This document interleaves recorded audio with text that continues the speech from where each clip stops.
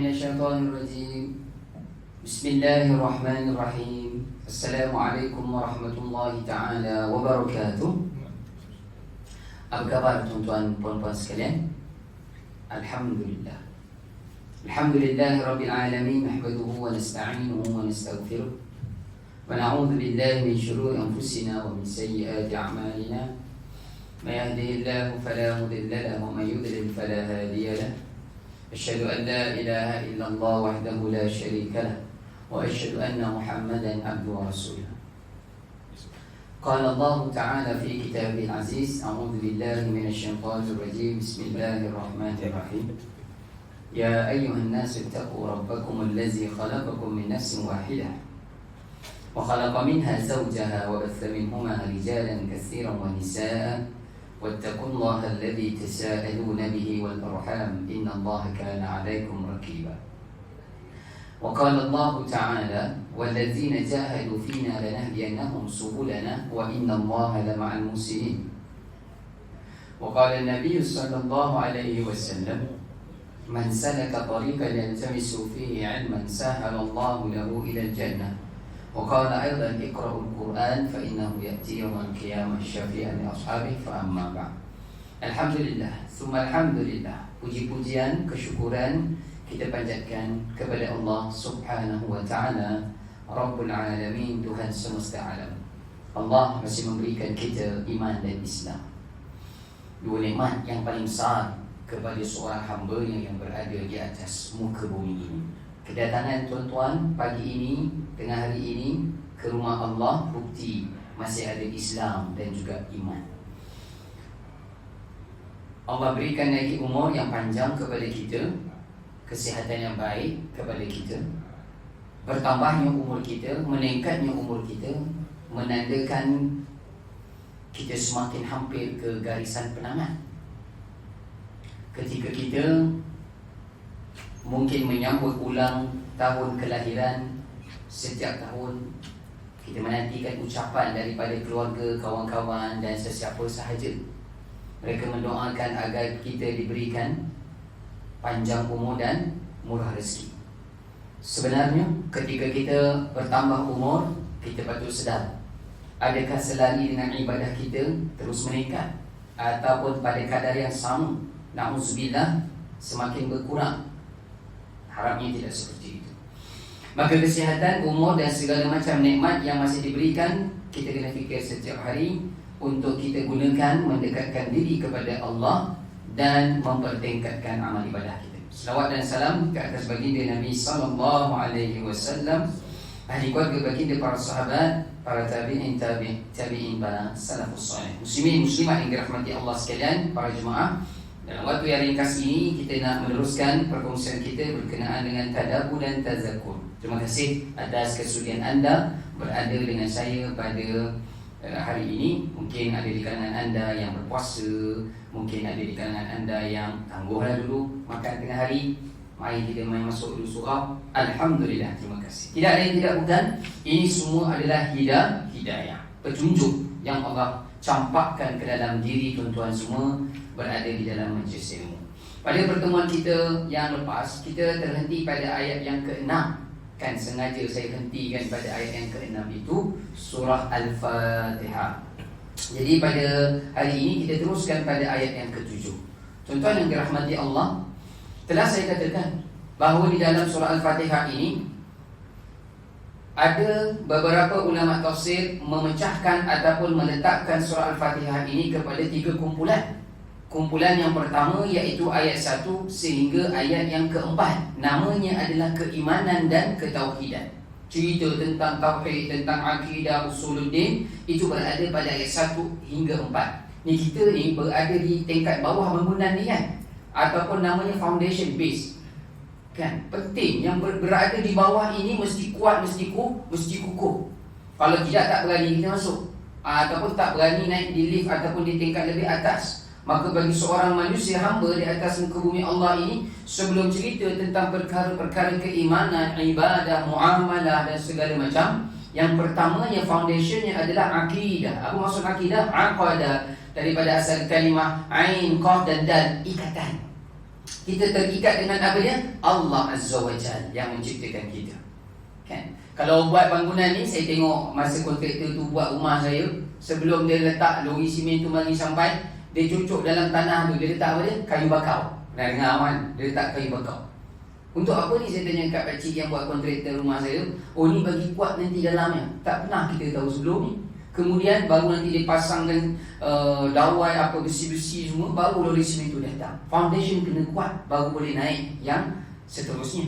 Akidah terikat dahulu di bawahnya. Tuan-tuan, kumpulan yang kedua dalam surah Al-Fatihah, iaitu pada ayat 5 dan 6 pun dah kita sebutkan pada pertemuan yang lepas. Ayat 5 dan 6 itu tajuknya adalah ibadah.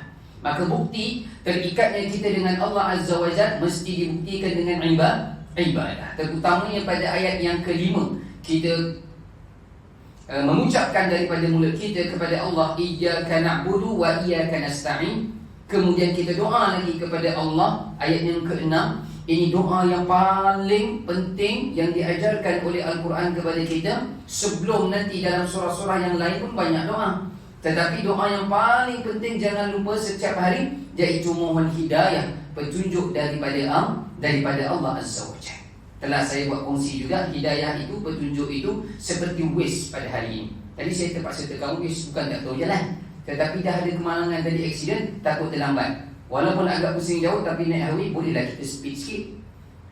Kalau tak ada waste, ada je jalannya. Kalau tak ada kemalangan tadi, tapi nak pastikan sampai tak terlambat, kita perlukan petunjuk daripada apa? Waste. Itu tadi.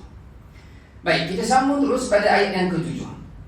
Tuan-tuan yang dirahmati Allah, pada ayat yang ke-6 ada kalimah as-sirat, iaitu terjemahan kita apa? Jalan.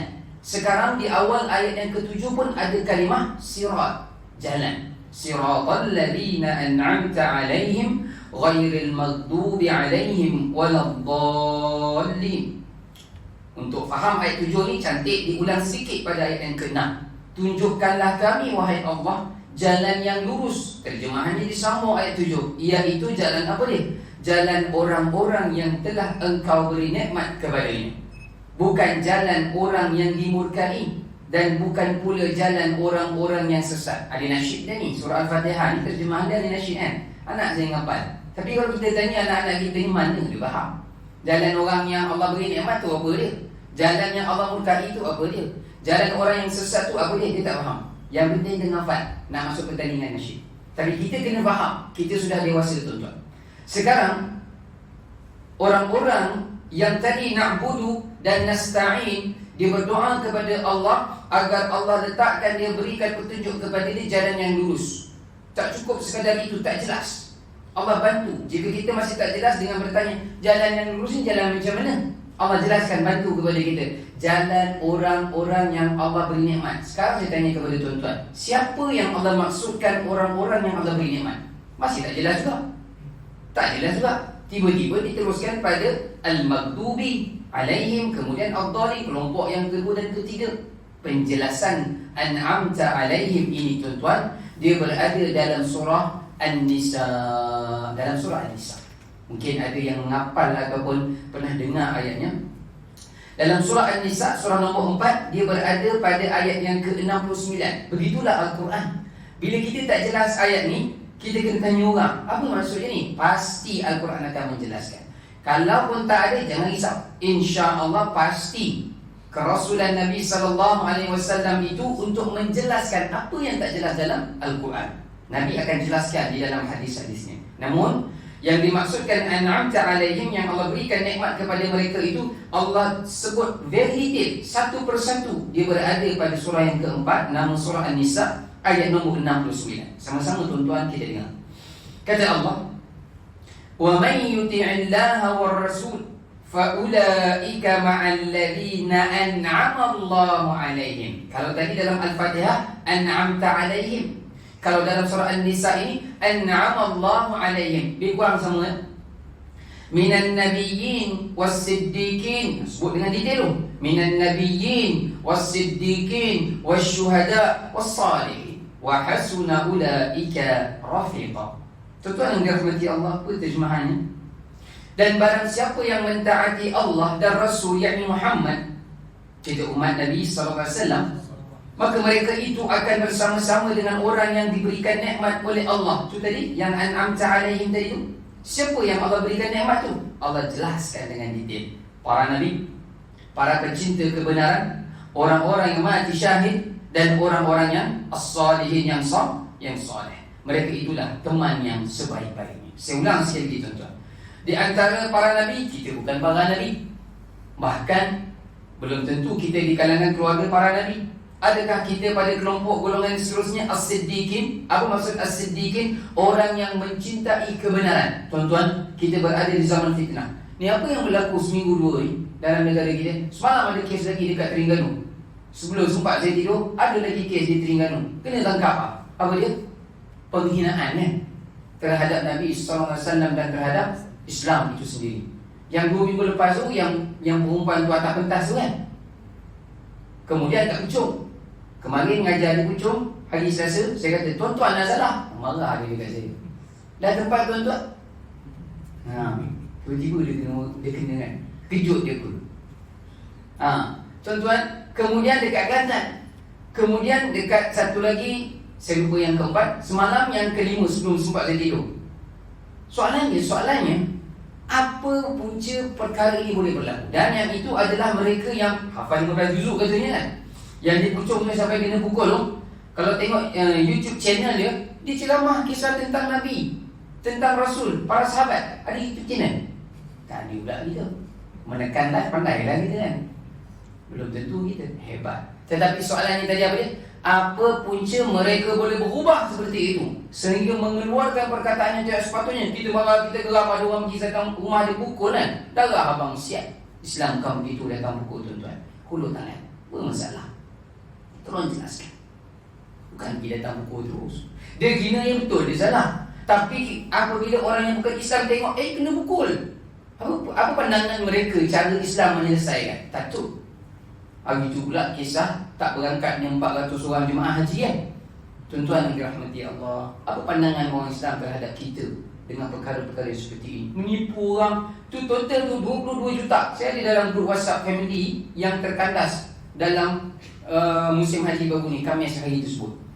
Tuan-tuan yang dirahmati Allah, puncanya tidak lain tidak bukan mereka yang sampai keluar perkataan penghinaan Nabi dan terhadap Islam. Mereka hilang keyakinan terhadap Islam. Sebenarnya dia bukan hilang keyakinan terhadap Islam. Islam yang Nabi bawa SAW itu benar. Tetapi perangai kita ni orang Islam yang menyebabkan mereka tengok sama Islam gaduh, sesama Islam tipu orang pergi haji. Tempat tu baik, tapi kenapa tipu? Sesama Islam bergaduh di surau, di masjid. Tuan-tuan, ada masjid dekat Rawang, dimarah lah pula Nazir tu. Semalam saya jumpa Nazir tu. Tu dua gila Nazir tu. Kenapa dia dua gila? Hanya kerana pada awal malam Ramadan baru ni suruh imam tu bawa 20 rakaat. Habis solat, asal Nazir tu suruh 20 rakaat malam ni. Gila boleh. Ini sesama kita. Sebenarnya ialah 8 rakaat diselangi dengan tazkirah. Ustaz tu last minute tak dapat datang. Yang macam-macam last minute dia tak tahu. Bila dah tak dapat datang, tak ada orang boleh ganti ceramah. Awak nak cakap orang gila, awak pergi lah bagi ceramah. Jadi Nazir tu suruh imam tu bawa terus 20 rakaat. Habis solat, WhatsApp dalam grup komuniti kat Rawang, Nazir tu gila suruh 20 rakaat. Nampak tuan-tuan? Bukan suruh buat benda jahat, tambah rakaat je pun. Kalau awak boleh 8 rakaat, tak boleh 20 rakaat, awak pergi lah belakang, sembang ke ngopi ke. Jangan halang orang pula. Sesama Islam bergaduh. Akhirnya saya katakan tuan-tuan, ingat baik-baik perkataannya, kita di akhir zaman tak perlu orang kafir, Yahudi ataupun Nasara menghancurkan Islam. Tak perlu. Kita sendiri yang akan merosakkan agama yang Nabi bawa ini. Bukan maksud saya kempen merosakkan, tidak. Tetapi itulah yang berlaku. Sama-sama kita jaga. Baik, as-siddiqin, orang yang mencipta kebenaran. Kita kena kempen tuan-tuan. Ada perkara yang salah, kena tegur. Kerana apa dia? Kita nak jadi orang yang bersama-sama dengan membawa orang-orang Islam yang lain kembali kepada kebenaran. Wasyuhada'i. Apa maksud wasyuhada'i? Iaitu orang-orang yang mati syahid. Kita tidaklah mungkin sampai tahap hari ini memikirkan angkat senjata seperti rakan-rakan saudara Islam kita di Gaza, di Palestin. Tak mampu kita mungkin tuan-tuan. Baca kisah Brigade Al-Qassam itu tuan-tuan. kenapa sampai ke hari ini mereka masih berjaya ataupun tentera mereka semakin bertambah. Kenapa? Satu saja, bila baca sejarah dia, rupa-rupanya untuk menjadi tentera Al-Qassam, Brigade Al-Qassam itu mesti bangun qiyamul lail. Kalau syarat yang pertama, bukan bagi datang saya sado, saya keluar fitness, saya makan suplemen, saya paling kuat jadi tentera, tak. Yang pertama akan ditanya, bangun malam ataupun tidak? Tak sempat bangun malam, tak lepas. Itu soalan yang pertama. Tuan-tuan yang dirahmati Allah, ni namanya apa tadi? Asy-syuhada, orang yang syahid. Tapi insya-Allah kita boleh jadi di kalangan orang yang membantu para syuhada di sana. Ada cara kan? Membantu para syuhada di sana kan? Orang-orang Palestin di sana, ada NGO yang boleh kita percayai. Mereka hulurkan bantuan dari segi makanan, pembinaan bangunan, sekolah-sekolah anak-anak Palestin di sana, kita boleh bantu insya-Allah. Kita juga insya-Allah boleh tergolong di kalangan orang yang as-salihin, yang keempat dalam ini. Apakah diterjemahkan? Orang-orang yang saleh. Wa hasuna ulaika rafiqa. Mereka itulah teman yang sebaik-baiknya. Tuan-tuan yang dirahmati Allah Subhanahu wa taala sekalian, maka saya harap kita jelas apa yang Allah maksudkan dengan siratal ladzina an'amta alaihim. Ada 4 tadi, minan nabiyyin, asy-syuhada, minan nabiyyin was-siddiqin, asy-syuhada dan as-salihin. Minan nabiyyin memang kita tak boleh masuk, tetapi antara as-siddiqin, asy-syuhada, as-salihin insya-Allah kita boleh masuk. Tak habis lagi sikit sebelum kita berpatah balik pada surah Al-Fatihah. Di awal ayat 69 tadi, dalam surah An-Nisa itu tadi, Allah kata dua syarat untuk tergolong di kalangan orang-orang yang Allah sebutkan dalam ayat itu. Apa dua syaratnya? Taat Allah dan taat Rasul. Apa maksud taat Allah dan taat Rasul? Tafsirannya dia berada pada ayat 59 surah An-Nisa juga. Apa maksud taat Allah dan taat Rasul? Kita biasa dengar tuan-tuan dalam khutbah Jumaat, imam biasa baca, ya ayyuhalladzina amanu athi'ullah wa athi'ur rasul wa ulil amri min. Setiap Al-Quran terjemahan seperti yang saya pegang ini tuan-tuan, tak perlu tafsiran pun, dia akan terjemah begini. Ayat 59 surah An-Nisa. Wahai orang-orang yang beriman, taatlah Allah dan taatlah Rasul, yakni Muhammad, dan ulil amri, yakni pemegang kekuasaan di antara kamu, pemerintah. Selagi mana pemerintah itu tidak menyuruh kita kafir ataupun ke arah yang mensyirikkan Allah, maka kita kena taat. Jadi dimaksudkan dengan taat Allah dan taat Rasul di sini, seperti Al-Quran saya pegang ni, dia kata ikut Al-Quran itu taat Allah, ikut sunnah Nabi itu taat Nabi sallallahu alaihi wasallam. Ya. Kalau ada yang bertanya, apa maksud taat Allah dan taat Rasul? Jawapannya adalah ikut Al-Quran dan juga sunnah baginda Nabi sallallahu alaihi wasallam. Tuan-tuan yang dirahmati Allah, kemudian ada kelompok yang kedua di dalam ayat yang ke-7 surah Al-Fatihah ini, Allah sebut ghairil maghdubi alaihim ataupun al-maghdubi alaihim, yang Allah murkai, yang Allah marah, yang Allah tidak suka. Siapakah mereka ini? Yaitu mereka Yahudi dan Nasara. Ya, jangan menjadi pengikut mereka. Berhati-hati dengan kumpulan-kumpulan ini tuan-tuan. Ya, ada yang baru-baru ini pun telah mengaku dengan berani sekali mereka membawa fahaman-fahaman ataupun ideologi barat yang ada di kalangan anak-anak kita terikut. Na'udzubillah min zalik. Istilahnya atheist pun ada juga. Tuan-tuan maklum perkara itu. Yang tidak percaya sebarang Tuhan. Ini yang Allah sebutkan al-maghdubi alaihim. Kumpulan yang kedua. Kumpulan yang ketiga, apa maksud kumpulan yang ketiga? Ad-dallin. Siapa yang sesat ini? Termasuk orang Islam dan juga orang bukan Islam. Apakah yang dimaksudkan lagi sesat? Ad-dallin ini tuan-tuan, orang Islam ataupun orang yang bukan Islam, dia ada ilmu, dia ada kekayaan, dia ada harta, dia ada pangkat, tapi tak bantu Islam. Ad-dallin termasuk. Ini tafsirannya. Dia ada jawatan Islam, dia ada jawatan, ada pangkat, sepatutnya boleh bantu orang Islam, tetapi malahan ambil kesempatan nindas pula orang Islam. Ad-dallin, tak bantu agama Allah. Tuan-tuan yang dirahmati Allah. Dan lebih parah yang dimaksudkan juga dengan ad-dallin, bukan diri dia sahaja yang sesat, malahan dia cari kumpulan follower, cari orang supaya boleh ikut sama dengan dia. Dia sesat, dalam hadis disebutkan dia sesat dan menyesatkan, ajak lagi orang mari sama seperti perangai dia. Na'udzubillah min dzalik. Jadi begini tuan-tuan. Jika ada yang bertanya kepada kita sebagai penutup dalam surah Al-Fatihah ini, jika ada yang bertanya, manusia di atas dunia ini terpecah kepada berapa kumpulan? Soalannya, manusia di atas dunia ini terpecah kepada berapa kumpulan? Jawapannya 3. Yang pertama tadi, an'amta alaihim. Yang kedua, al-maghdubi alaihim. Dan yang ketiga, ad-dhalin. Sama keadaan. Kalau di atas dunia ini 3 kumpulan terpecah, dalam ayat ini dijelaskan, ketika bangkit nanti hari kiamat, kita semua pun dalam surah Al-Waqi'ah dipecahkan kepada 3 kumpulan. Ada yang hafal surah Al-Waqi'ah? Ada yang hafal? Mungkin yang jadikan amalan di pagi hari, katanya sebagai penarik rezeki ataupun menjemput rezeki selain daripada solat duhanya. Di awal muka surah Al-Waqi'ah itu disebut 3 kumpulan. Apabila idza waqa'atil waqi'ah, apabila berlaku hari yang realiti kebangkitan tersebut, maka manusia akan terpecah kepada 3 kumpulan. Yang pertamanya as-sabiqunal awwalun, mereka yang Islam sebelum kerasulan Nabi sallallahu alaihi wasallam. Nabi Isa dan umat yang mengikutnya, nabi-nabi yang sebelum nabi kita, mereka mengikut apa ajaran yang dibawa oleh nabi mereka, mereka itu disebut as-sabiqunal awwalun. Kemudian bila tiba umat Nabi SAW, tinggal 2 kumpulan saja. Kita lah itu, yang disebut dalam surah Al-Waqi'ah, ashabul yamin. Dan yang kedua, ashabul shimal, golongan kanan ataupun golongan kiri. Itu cerita dalam surah Al-Waqi'ah ketika manusia dibangkitkan. Dan yang menjadi satu masalah ketika dibangkitkan adalah bila tiupan sangkakala itu dibangkitkan, semua kita keluar daripada pembaringan masing-masing. Kita tak boleh pilih macam-macam dunia ni. Kalau macam-macam dunia ni, kita boleh pilih nak berada pada golongan an'amta alaihim ke, ataupun al-maghdubi alaihim ke, ataupun ad-dhalin. Kita masih ada pilihan atas dunia.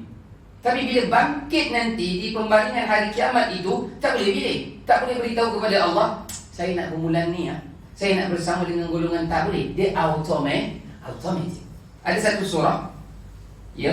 surah namanya Az-Zumar. Namanya adalah rombongan yang ke syurga Allah dan rombongan na'udzubillah ke neraka Allah. Jadi faham, saya harap tuan-tuan kita dapat gambaran. Di atas dunia ini ada 3 kumpulan. Nanti bangkit yaumil qiyamah ada 3 kumpulan. Di atas dunia ini, daripada 3 kumpulan ini kita boleh pilih. Di atas nanti ketika hari kiamat itu, 1 kumpulan kita dah tak boleh join, kerana itu adalah sebelum kerasulan Nabi SAW. Tinggal 2 sahaja lagi. Dan yang menjadi masalahnya adalah ketika dibangkitkan itu, kita tak boleh pilih. Di sini tadi boleh pilih, di sana tak boleh pilih. Yang menentukan kita masuk sana, kanan ataupun kiri adalah amalan kita di atas dunia ini. Tuan-tuan yang dirahmati Allah, kesempatan yang ada ini lagi, saya kira sempat untuk kita masuk pada surah Al-Baqarah ayat 1 sampai 5, kerana dia ada kaitan dengan doa kita pada ayat yang ke-6, ihdinas siratal mustaqim tadi. Ya, saya kira kita boleh pergi terus pada surah Al-Fatihah yang ayat 1 sampai 5 ini semua hafal. Yang kita pun tak ingat bila ya kita hafal ayat 1 sampai 5 surah Al-Baqarah ni, ingat? Tak ingat. Yang penting masa pergi surau dengan ayah dulu kecil-kecil, ada majlis tahlil, kita hafal automatik. Kan? Dan saya yakin insya-Allah kalau surah Al-Fatihah tadi 1 sampai 7 tuan-tuan boleh terjemah, saya yakin juga insya-Allah ayat 1 sampai 5 surah Al-Baqarah ni boleh terjemah. Insya-Allah boleh terjemah. Namun terjemahan hanya pada lapisan yang basic tadi. Yang kita nak kongsikan, harapnya ada tadabbur dan tazakkur. Apa itu tadabbur saya sebutkan tuan-tuan? Cuba fikir, yang dimaksudkan dengan tadabbur adalah apa kaitan ayat itu dengan saya. Itu tadabbur. Selagi kita tak boleh sampai ke arah memikirkan satu-satu ayat dalam Al-Quran ini ada kaitan dengan diri kita, kita belum capai level tadabbur. Apa pula maksud tazakkur? Apa action saya pada ayat yang saya dah faham, yang saya dapat kaitkan tadi, yang namanya tadabbur itu tadi. Itu maksud tazakkur. Baik tuan-tuan yang dirahmati Allah, kita pergi ayat 1 sampai 5 ini. Kata Allah Azza wa Jalla, Bismillahirrahmanirrahim. Alif Lam Mim. Dzalikal kitabu la raiba fihi hudan lil muttaqin. Alladzina yu'minuna bil ghaibi wa yuqimuna as-salata wa mimma razaqnahum yunfiqun. Walladzina yu'minuna bima unzila ilaik wa ma unzila min qablik wa bil akhirati hum yuqinun. ulaika ala hudam min rabbihim wa ulaika humul muflihun. Panjang kita nak kongsikan pengajarannya. Harapnya perkara-perkara penting yang akan saya sebutkan ini ada sesuatu yang dapat kita faham. Itu namanya tadabbur, dan kemudian dapat kita amalkan. Itu namanya tadabur, insyaAllah. Tuan-tuan, kata Allah Azza wa Jalla, Alif Lam Mim, kitab Al-Quran ini tidak ada keraguan padanya, menjadi petunjuk bagi mereka yang bertakwa. Siapakah mereka orang yang bertakwa itu? Yaitu mereka yang beriman kepada perkara yang gaib, mereka yang mendirikan solat, mereka yang menafkahkan sebahagian rezeki yang kami berikan kepada mereka. Siapa lagi mereka? Yaitu mereka yang beriman kepada Al-Quran yang diturunkan kepada Muhammad dan kitab-kitab yang telah diturunkan sebelum engkau, dan mereka yakin akan adanya hari akhirat. Mereka lah yang mendapat petunjuk dari Tuhannya, dan mereka itulah orang-orang yang beruntung, al-muflihun. Tuan-tuan yang dirahmati Allah, di dalam Al-Quran kita akan jumpa ada surah-surah yang dimulakan dengan alif, seperti Alif Lam Mim ini. Namanya adalah huruf muqatta'ah. Alif Lam Mim, Yasin, apa lagi yang kita tahu? Toha, paling panjang apa dia? Kaf, Ha, Ya, Ain, Sad. Dulu masih kita kecil tak tahu nak baca macam mana kan? Tak tahu baca macam mana. Bila masuk tahfiz, Ustaz ajar baru tahu baca. Itu paling panjang, ada 5 huruf surah Maryam. Ini namanya huruf muqatta'ah. Apa maksud muqatta'ah dalam bahasa Arab? Yang terputus. Dia bukan tulisan alif, lam dan mim itu terputus, bukan. Lam dan mim itu kita nampakkan bersambung. Bukan itu maksudnya. Bahasa Arab dia ada 2. Satu huruf yang terputus, yang kedua huruf yang bersambung, lawan kepada putus. Yang dimaksudkan dengan terputus adalah terputus, tidak ada sebarang makna. Tidak ada sebarang makna. Yang dimaksudkan dengan kalimah ataupun huruf-huruf yang bersambung, yang membawa makna. Al-Kitab, kita tahu maknanya, Quran. Ya, Hudan, kita tahu maknanya, petunjuk. Tuan-tuan, masalahnya adalah sekarang ini, apa ataupun kenapa Allah datangkan huruf-huruf muqatta'ah Yasin, Toha, Kaf, Ha, Ya, Ain, Sad yang kita sebutkan tadi, jika tidak ada makna? Ini masalah harian. Seolah-olah kita akan kata begini. Jadi, what's the point? Apakah poin penting Allah turunkan huruf-huruf muqatta'ah di awal surah-surah yang seperti ini? Sebab dia tidak membawa sebarang makna. Ketika Nabi baca kepada kafir Quraisy surah-surah yang seperti itu tadi, mereka memang tak tahu apa maknanya. Tetapi betul, kata ulama tafsir, benar, dia tidak ada makna, tetapi dia ada maksud. Ada beza, dia benar tidak ada makna, benar dia tidak ada maksud, tetapi dia ada tujuan. Ini dalam kitab tafsir disebutkan. Betul, dia tidak ada makna, tidak ada maksud, tetapi dia ada tujuan. Kerana mustahil apa yang Allah turunkan tanpa ada sebarang tujuan, itu mustahil. Jadi apa tujuannya sekarang? Surah-surah yang dimulakan seperti itu tidak lain tidak bukan, kata ulama tafsir, melemahkan ego, semangat orang-orang kafir Quraisy. Apa yang mereka ego? Apa yang mereka banggakan? Orang-orang kafir Quraisy mereka, bagi mereka dalam dunia Arab pada ketika zaman mereka itu, mereka adalah Arab yang paling mulia bagi mereka. Ya, Arab-Arab yang lain ini semua banyak bergantung dengan mereka. Dari segi perdagangan, ekonomi, dari segi bahasa pun mereka bangga. Balaghah yang katanya tata bahasa itu paling tinggi, mereka anggap adalah diri mereka. Jadi ketika Nabi baca huruf-huruf yang seperti ini, mereka terdiam kaku. Jadi mereka, pasal apa pula yang kali ini kami tak tahu maknanya? Melemahkan mereka. Belum lagi pergi pada ayat 2, 3 sehingga ayat 286 ayat keseluruhan surah Al-Baqarah. Ayat yang pertama ini pun mereka tak tahu terjemahannya ataupun maknanya. Sepatutnya memberikan kelemahan ataupun mereka sepatutnya sedar bahawa ini bukan yang direka oleh Muhammad. Ya, itu maksud ayat huruf-huruf yang muqatta'ah. Kemudian Allah sebut, demikian ataupun itulah kitab. Kitab ini tidak ada keraguan padanya, dia menjadi petunjuk bagi mereka yang bertakwa. Contoh cuba tengok dalam ayat yang kedua ini Allah sebut kalimah hudan lil muttaqin. Ya, hudan lil muttaqin.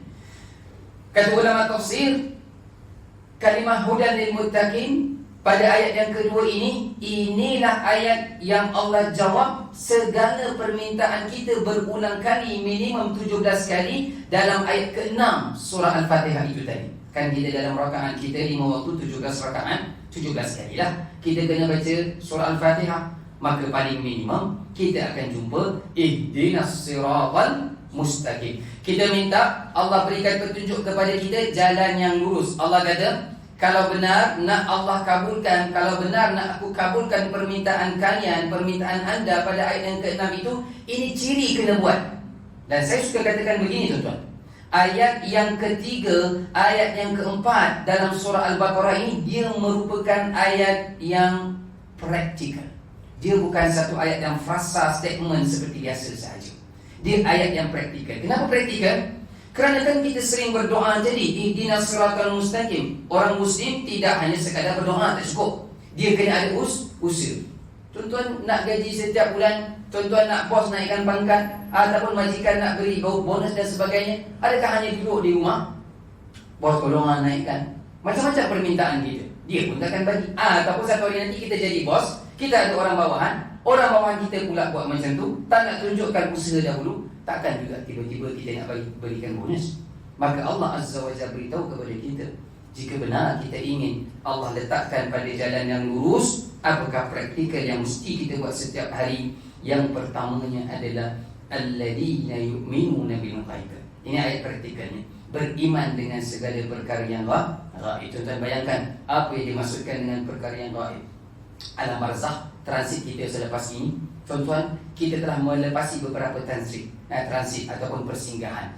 Mula-mula kita berada di alam roh, kemudian kita berada di alam rahim ibu kita, kemudian kita berada di alam dunia sekarang. Selepas ini kita akan berada di mana? Alam barzakh. Ini sekarang baru 3. Selepas ini kita akan pergi ke alam barzakh. Alam barzakh disebutkan dalam surah At-Takasur, lagi transit disebutkan dalam ayat itu, hatta zurtumul maqabir, zara yazuru, zurtumul maqabir. Ringkas sangat. Adakah kita pergi ziarah rumah kawan kita raya bagu ni sampai 4 hari 5 hari seminggu? Itu bukan ziarah, itu nak menghabiskan makanan rumah. Kita sekejap kan. Dan mungkin kita nak pergi raya rumah orang lain, namanya ziarah dalam kubur. Kemudian nanti selepas alam barzakh, alam apa pula kita? Alam akhirat di mahsyar Allah.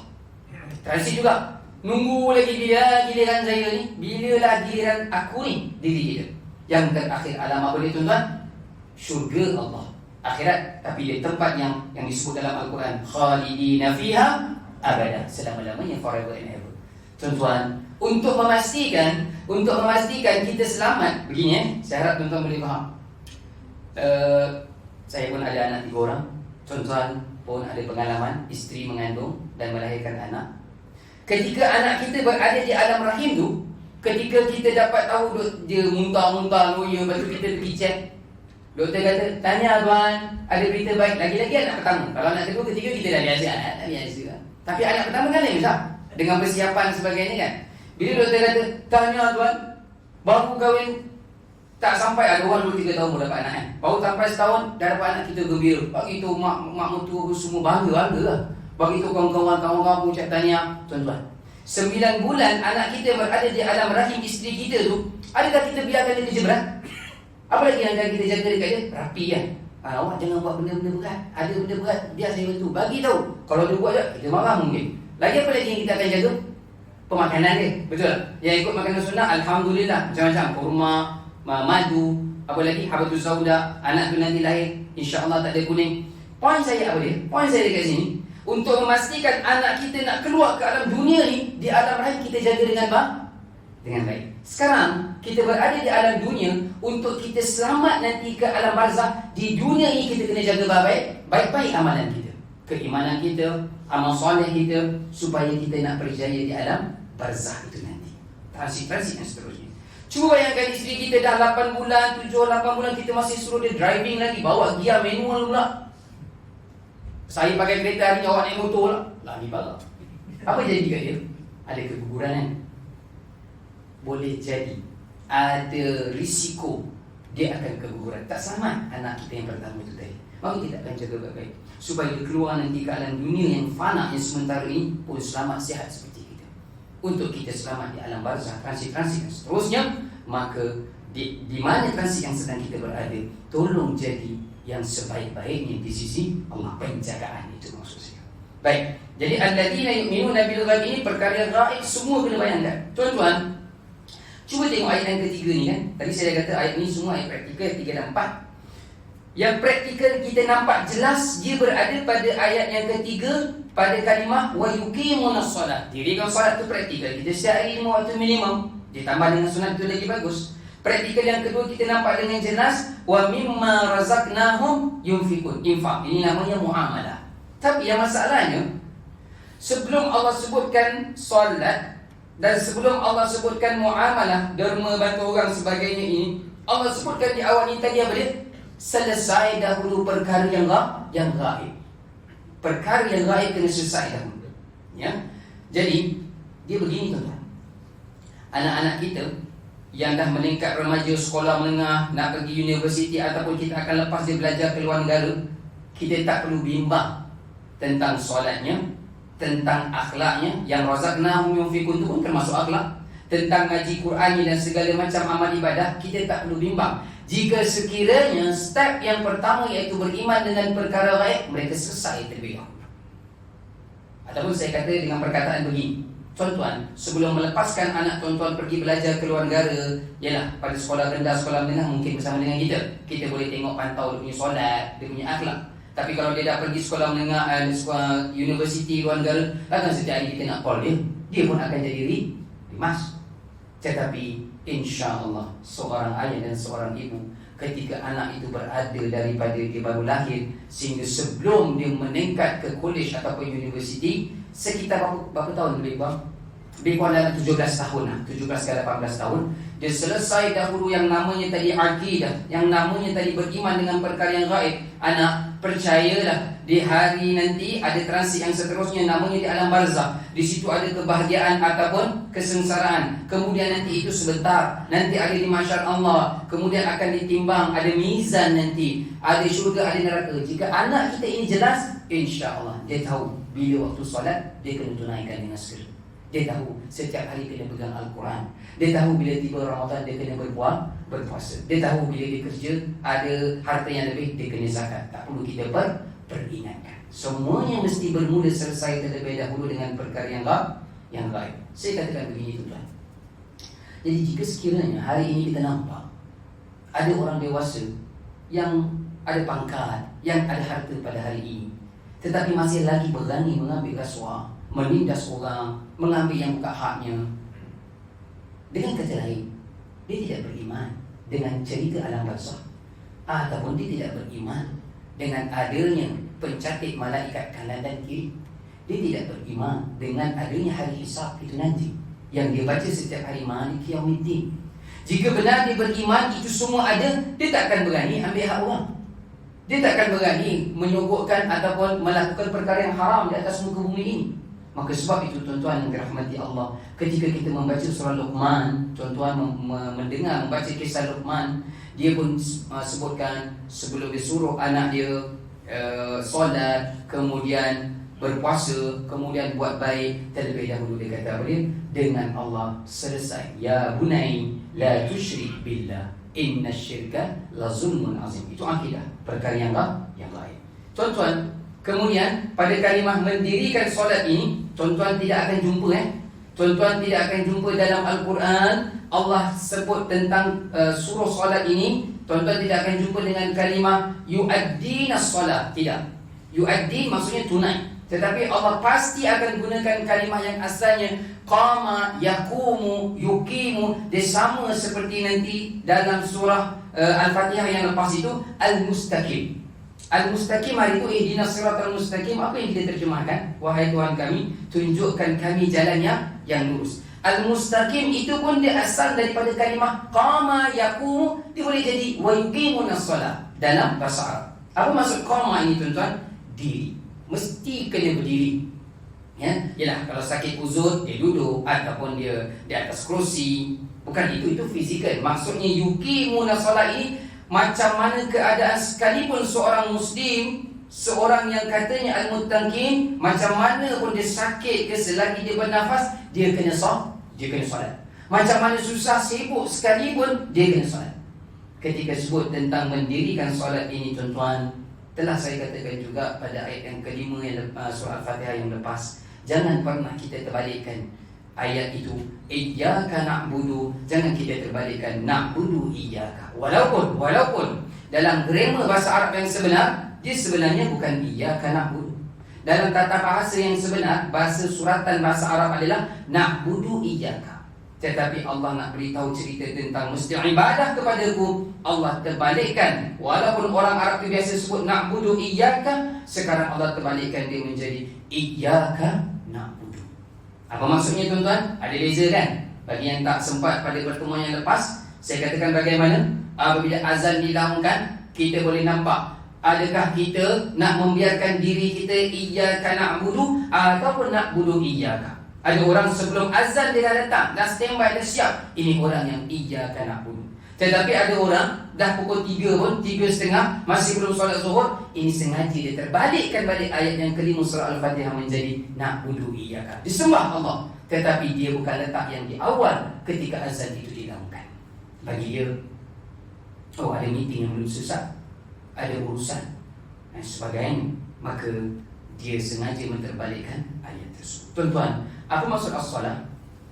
As-salah yang tadi Allah sebut wa yuqimunas salah. As-salah asal kalimah wasada dalam bahasa Arab membawa maksud hubungan.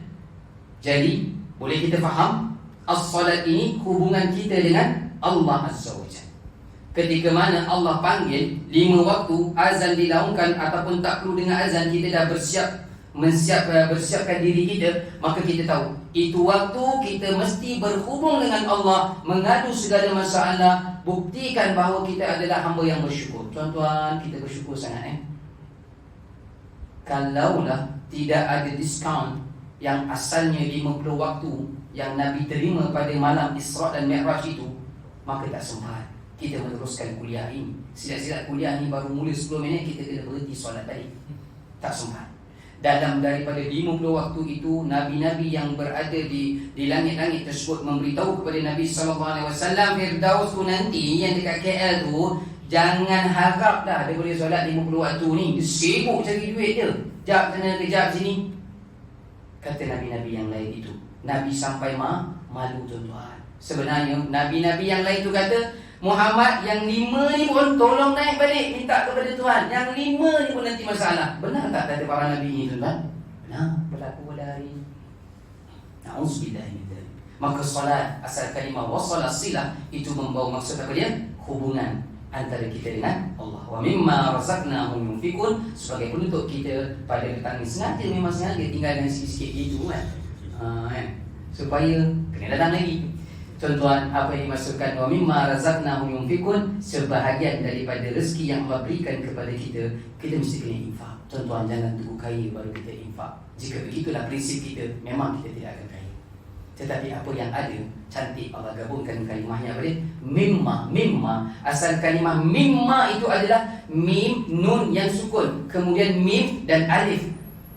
Ya, maksudnya apa di dalam bahasa Arab? Sikit je Allah minta. Bukan gaji kita mungkin sebulan 5,000, Allah minta yang setengah 2,000 setengah, bukan. Kalau kita mampu sebulan spend 300 daripada 5,000, alhamdulillah sangat. Mungkin kita ada kos-kos dengan anak, mungkin macam-macam.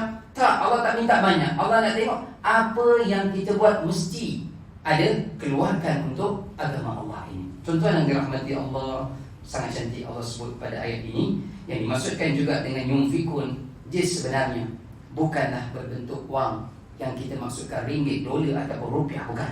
Yang dimaksudkan mimma dan yunfikun itu adalah apa sahaja yang kita ada. Ya, mungkin kita tak ada dari segi kewangan, kita ada dari segi idea. Mungkin kita tak ada dari segi idea, kita ada dari segi kekuatan. Ya, orang buat program, saya tak mampu nak sumbang. Tapi kalau duk tengok program tu nak kena kemas itu, logistik itu, angkat khemah sekali, saya boleh, saya buat, saya sumbang boleh pasang. Sumbang juga namanya. Wa mimma razaqnahum yunfikun. Dengan kata lain, ayat yang ketiga ini pada kalimah wa mimma razaqnahum yunfikun membawa maksud tidak ada seorang muslim pun di atas muka bumi ini yang tidak boleh membantu ke jalan Allah Subhanahu wa taala. Saya kira itu saja sempat kita pada petang ini. Nanti kita akan sambung lagi apa yang dimaksudkan dengan beriman dengan kitab Al-Quran dan juga kitab-kitab sebelum Al-Quran. Dan yang paling cantik nanti kita akan kongsikan kenapa Allah tutup ayat yang kelima dalam surah Al-Baqarah ini dengan kalimah wa ulaika humul muflihun. Asalnya dia sebenarnya bukan begitu. Dalam bahasa Arab bunyinya adalah wa ulaikal muflihun. Tetapi Allah letak huruf hum itu. Kenapa Allah letakkan? Ada sebab dan ada cerita yang besar pada kalimah hum itu. InsyaAllah tuan-tuan, panjang umur, murah rezeki, kita bertemu lagi. Terima kasih atas kehadiran dan perhatian. Mohon maaf mengambil masa tuan-tuan. Saya doakan agar kita semua berada dalam kesihatan yang baik. Dengan kesihatan yang baik dapat kita beribadah dalam keadaan yang selesa, insya-Allah. InsyaAllah, amin ya rabbal alamin. A'udzubillahi minasyaitonirrajim. Bismillahirrahmanirrahim. Alhamdulillahirabbil alamin, wassalatu wassalamu ala asyrafil anbiya'i wal mursalin wa ala alihi washabbihi ajma'in. Ya Allah, ya Tuhan kami, jadikan perhimpunan kami pada hari ini perhimpunan yang Engkau rahmati. Perpisahan kami selepas ini perpisahan yang tiada maksiat padamu ya Allah. Jadikanlah Al-Quran ini mudah untuk kami membacanya siang dan malam, mudah untuk kami faham ya Allah, mudah untuk kami menggunakan di dalam kehidupan kami seharian, dalam keluarga kami, dalam rakan-rakan kami ya Allah. Berikan kefahaman kepada kami dalam agama kami, berikan kepada kami petunjuk yang lurus. Wassallallahu ala sayyidina Muhammad wa ala alihi wa sahbihi wa baraka wa sallam. Walhamdulillahi rabbil alamin. Taqabbalallahu minna wa minkum.